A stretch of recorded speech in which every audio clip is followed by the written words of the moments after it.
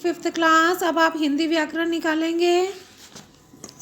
Fifth chapter है कारक। संज्ञा या सर्वनाम के जिस रूप से उसका वाक्य की क्रिया या अन्य शब्द से संबंध प्रकट होता है उसे कारक कहते हैं। कारक के चिन्हों को विभक्ति कहते हैं। हिंदी भाषा में 8 कारक होते हैं। उनके नाम और चिन्ह इस प्रकार हैं। कर्ता ने, कर्म को, कर्म से, के द्वारा, संप्रदान, के लिए, अपादान, से, अलग होने के अर्थ में, संबंध, का, के, की, रा, री, रे, अधिकरण, में, पर, संबोधन, हे, ओ, अरे। कर्ता कारक संज्ञा या सर्वनाम के जिस रूप से क्रिया करने वाले का बोध हो उसे कर्ता कारक कहते हैं। इसका चिन्ह ने है और जैसे मोहन ने खाना खाया, इस वाक्य में खाया क्रिया है और इस क्रिया को मोहन ने किया है, इसलिए मोहन कर्ता कारक है। फिर कर्म कारक, जिस संज्ञा या सर्वनाम पर क्रिया का प्रभाव पड़े उसे कर्म कारक कहते हैं। इसका चिन्ह को है। यह कभी कभी छिपा भी रहता है, जैसे राम पानी पीता है, तो इस वाक्य में पीने की क्रिया का प्रभाव पानी पर पड़ता है, अतः पानी कर्म कारक है।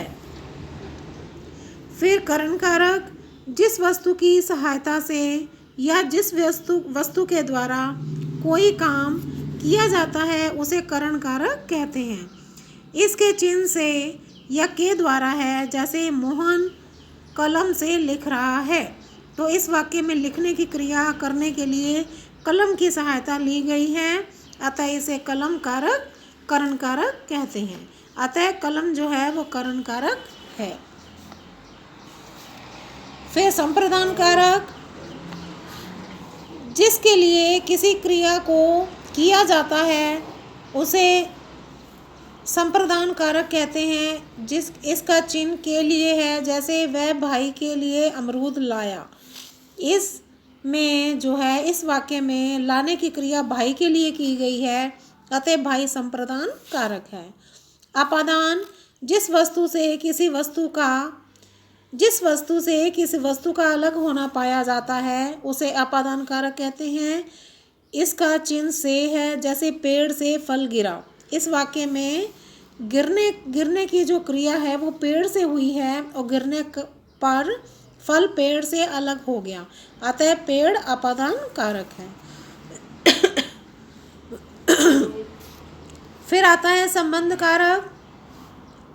दो या दो से अधिक संज्ञा या सर्वनाम शब्दों में संबंध दिखाने के लिए संबंध कारक का प्रयोग होता है। इसके चिन्ह का, के, की या रा, री, रे, जैसे सुधीर मेरा भाई है, तो इस वाक्य में सुधीर का मुझसे संबंध दिखाया गया है, अतः मैं या मेरा संबंध कारक है।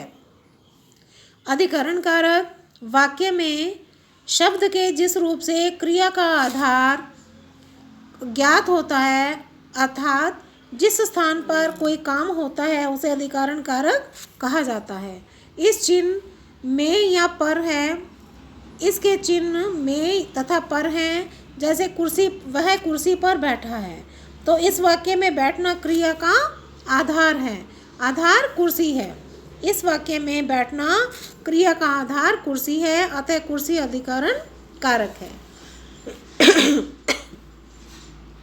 संबोधन कारक, जिस शब्द के द्वारा किसी को पुकारा जाए उसे संबोधन कारक कहते हैं, जैसे अरे सोहन तुम यहाँ कब आए, अरे सोहन तुम यहाँ कब आए, इस वाक्य में अरे सोहन संबोधन कारक है।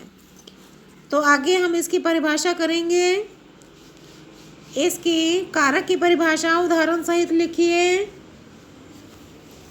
अभी आप बेटा ये चैप्टर रीडिंग करिए, अभी आगे हम इसकी एक्सरसाइज करेंगे। ओके।